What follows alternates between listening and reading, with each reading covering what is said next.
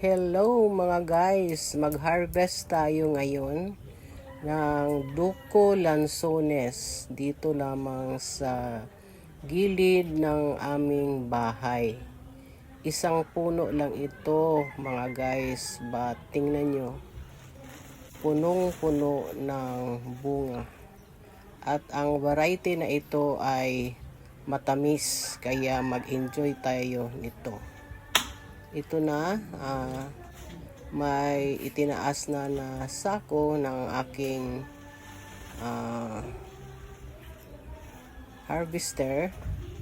So nandyan na siya sa ibabaw at nakikita nyo, at kinukuha na niya yung mga bunga ng lanzones. Kung makadaan kayo dito mga guys, pwede kayong kumuha at nang matikman nyo ang tamis ng Duco Lanzones namin.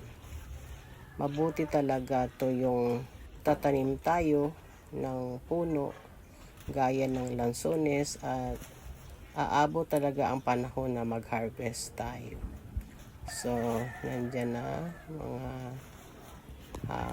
malapit nang mapuno ang isang sako nito, nandyan na, at nang makatikim naman tayo ng bunga ng lanzones na ang variety nito ay Duco.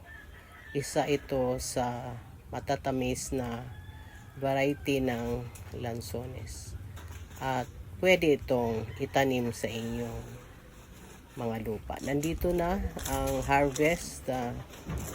Part lang ito ng bunga, mga 2 sako yung nakuha namin.